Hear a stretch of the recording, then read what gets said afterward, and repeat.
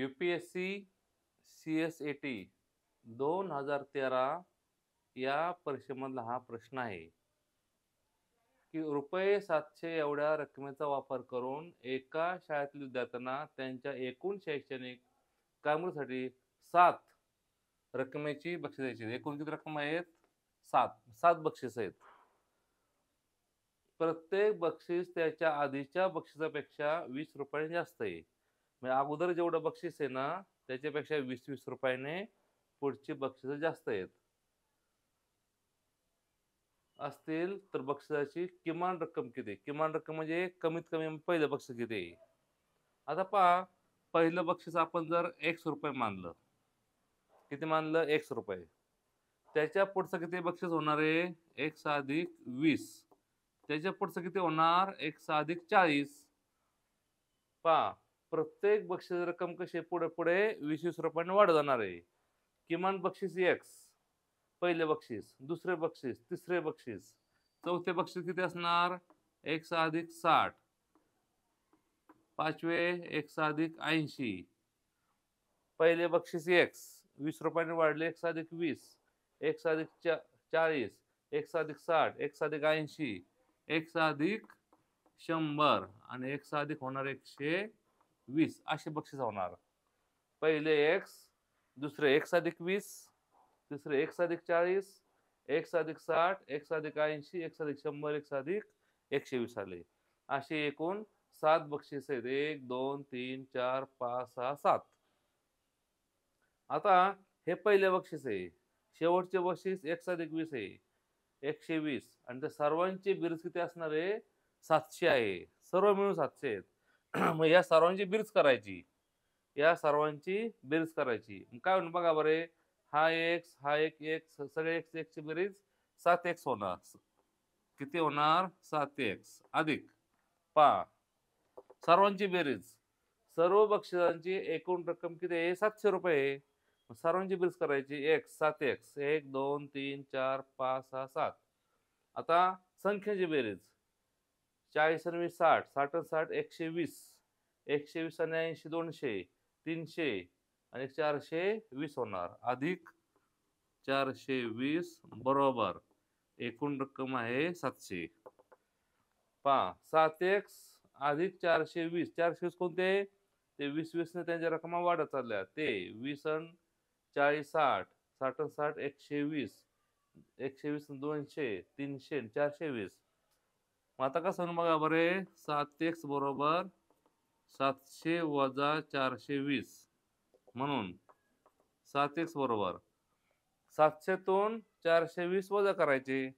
मग 700 वजा 420 0.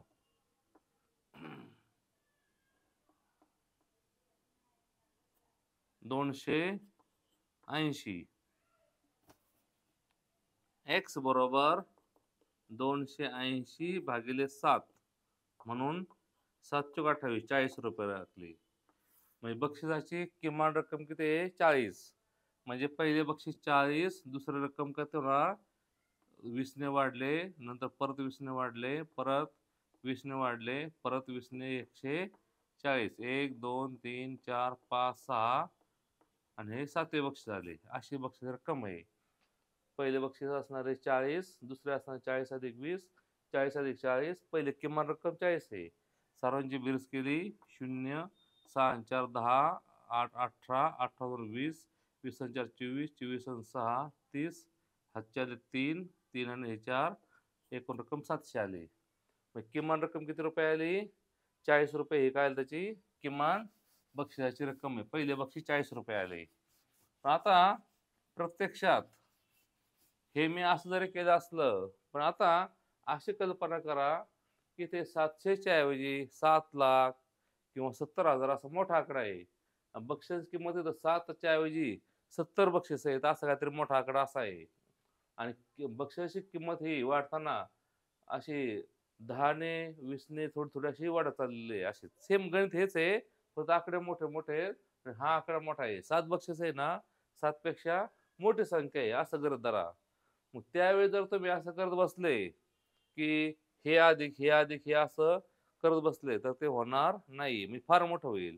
त्यासाठी सूत्र असं आहे, SN बरोबर n/2 2a अधिक n वजा 1 d, हे त्याचं सूत्र आहे मूळ. SN म्हणजे सर्वांची बेरीज, म्हणजे एकूण जेवढ्या संख्या आहेत सर्वांची बेरीज. n म्हणजे एकूण संख्या किती येते. n म्हणजे काय एकूण, इथं किती n म्हणजे 7 आहे, 7 बक्षीस आहेत. a म्हणजे सुरुवातीची रक्कम, स्टार्टची पहिली रक्कम. n म्हणजे एकूण आहे, d म्हणजे कितीने वाढ किंवा कितीने कमी ते आहे. म्हणजे अनेक संख्या अशा असतील, अनेक, येथे 7च्या ऐवजी समजा 70 संख्या असतील, 700 असतील, येथे मोठा आकडा असेल, तर हे सूत्र वापरायचं आणि या सूत्राने किंमत काढायची. ह्याच्यात आपल्याला एकूण रक्कम माहिती आहे किती, 700. एकूण बक्षीस पण माहिती आहेत, 7 बक्षीस आहेत. पहा n म्हणजे काय, एकूण संख्या. 2 ए सुरुवातीची रक्कम आहेत नाही, तो ए हायतच ठेवायचा. अधिक n किती आहे, 7 आहे, वजा 1 डी म्हणजे किती आहे, 20 ने ती किंमत वाढत चाललेली आहे, पहिल्यापेक्षा 20 ने जास्त आहे.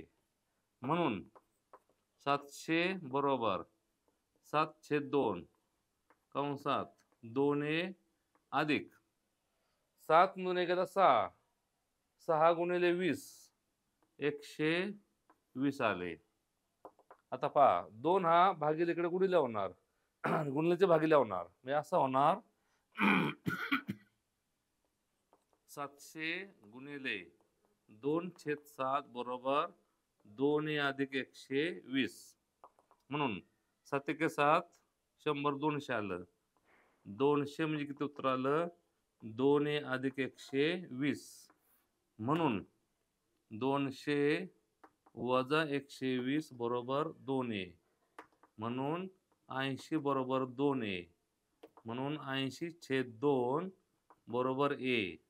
म्हणजेच a ची किंमत किती आली, 40 आली. अशा प्रकारे सुरुवातीची किंमत ही 40 येते. म्हणजे ह्या पद्धतीने गणित सोडवलं असतं खरं. म्हणजे कसं करायचं, की हे सूत्र द्यायचं, ह्या सूत्रामधल्या किमती पहा कोणत्या आहेत. SN म्हणजे काय, एकूण रक्कम किंवा जी काय असेल ती सगळी संख्या, म्हणजे एकूण झाडे, एकूण विद्यार्थी, एकूण काय असेल ते. मग n म्हणजे काय, संख्या किती आहेत, 1 2 3 4 5 असे. म्हणजे एकूण विद्यार्थी असतील तर विद्यार्थ्यांची संख्या किती, आणि टोटल काय असणार आहे, त्या विद्यार्थ्यांकडे असणारे एकूण पैसे, त्यांचे एकूण गुण काय असेल ते त्यांच्याकडचे टोटल ते. मग n म्हणजे काय, एकूण संख्या किती आहेत, 1 2 3 4 असं. म्हणजे इथे किती n ची किंमत काय आहे, 7 आहे, एकूण 7 संख्या आहेत. a म्हणजे काय, पहिली संख्या किती आपल्याला माहित नाही, ती शोधायची होती. n म्हणजे 7 आणि d म्हणजे कितीने त्या संख्येमध्ये वाढ चाललेली आहे. आणि SN चा अर्थ काय, त्या सर्व संख्यांच्या ज्या किमती आहेत त्यांच्या सर्वांची बेरीज किती आहे ते आहे, असा फरक आहे.